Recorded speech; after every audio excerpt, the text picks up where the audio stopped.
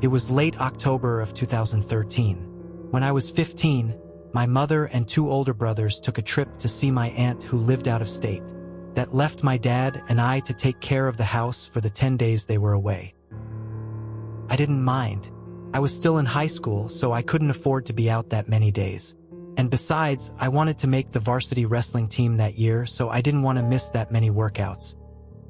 I wrestled in the 98-pound weight class last year, but I was going to be in the 106-pound class for my sophomore year, and competition for the one varsity spot in that weight class was going to be tough. I was small for my age at 15, so wrestling was my way of trying to make up for it.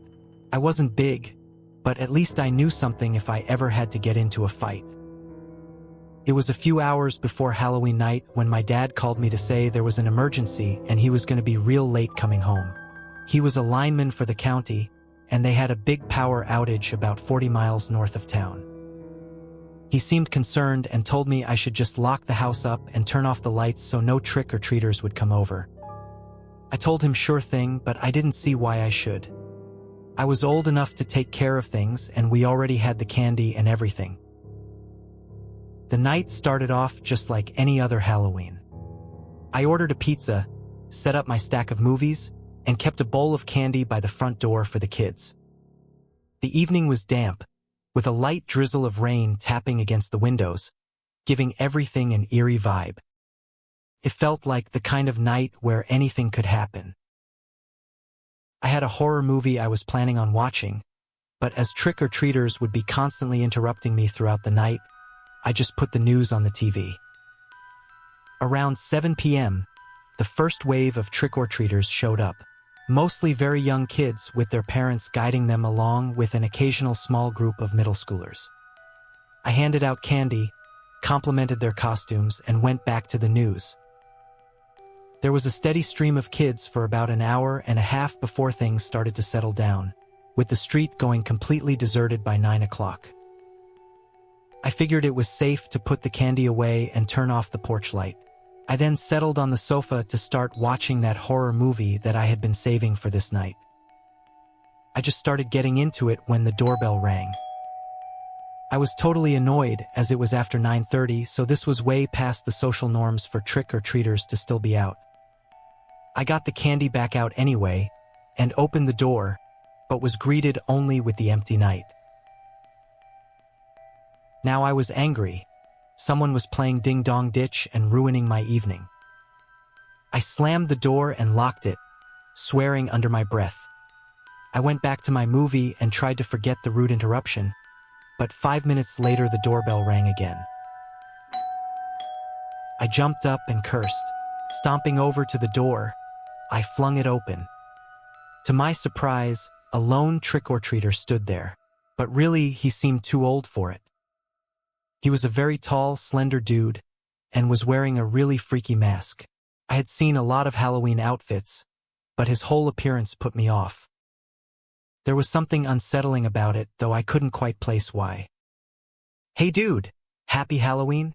I said, trying to sound cool and casual, though I was actually a little nervous. The figure stood motionless on my doorstep, his gaze fixed on me through the hollowed eyes of his mask. He said nothing. No candy bag, no trick or treat, just that eerie, silent stare. After a tense moment, I reached into the bowl and dropped a handful of candy into his hand. "There you go. Have a good night," I said, my voice faltering slightly. He tilted his head, almost as if confused. Without a word, he turned and slipped away, vanishing into the murky shadows lining the street. I was a little freaked out. I figured the guy was high or something, but he still gave me a bad feeling. I locked the door, muttering to myself as I returned to my movie.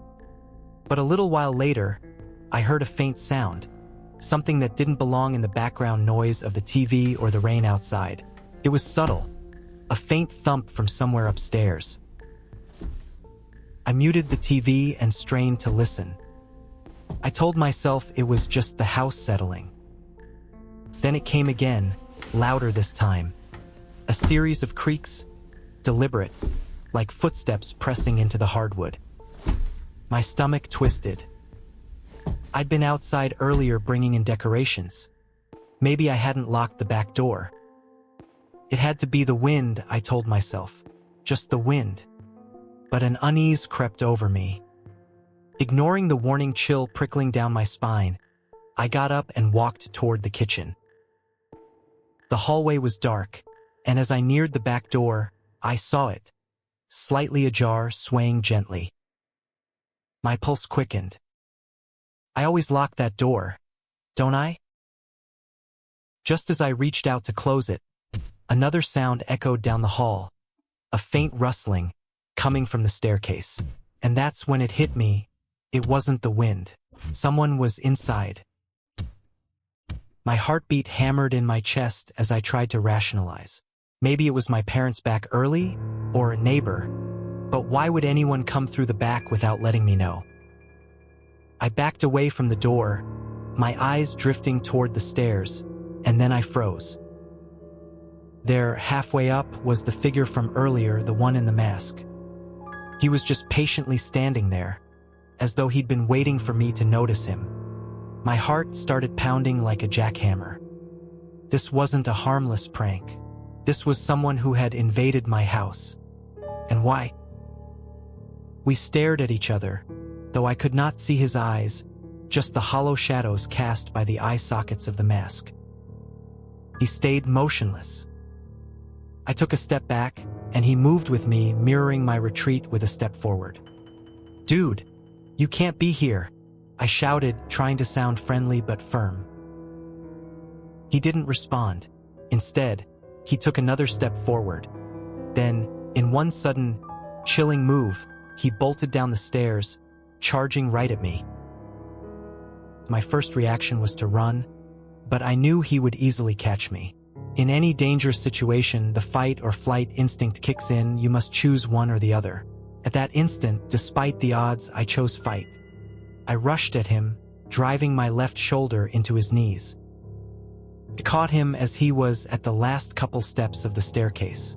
He somersaulted over my head and crashed hard at the base of the stairs behind me. I paused momentarily, astonished at the success of my action, but the intruder, while stunned and hurt, was already starting to rise from the floor. Blood was oozing out of the bottom of his mask. I immediately followed up with kicks to his ribs, kicks to his thigh, kicks anywhere I could land them, all the time screaming, "Get out! Get out! Get out!" Between the pain and the shock and the screams, it was all too overwhelming for the intruder. He managed to rise from the floor and scramble to the back door from where he entered. A few more seconds and he had vanished into the night. I retrieved my phone from the living room and dialed 911. The police arrived within minutes. I thought about calling my dad, but I imagined how worried and panicked he would be, so I thought it better he found out what happened when he got home. As it was, he arrived home only a few minutes after the police arrived, and understandably, he was plenty upset. The cops and my dad told me I did a good job, but it didn't feel like a victory. If I had done what my dad told me to do in the first place, this wouldn't have happened. The guy had been in my house. He was a home invader, and I didn't even know what he wanted. Even though the police promised to patrol the neighborhood for the next few days, I couldn't shake the feeling that he could come back. I locked every window, every door, and double-checked them before finally going to bed. Halloween is supposed to be a night of fun and scares, but that year, 2013, the scare was way too real.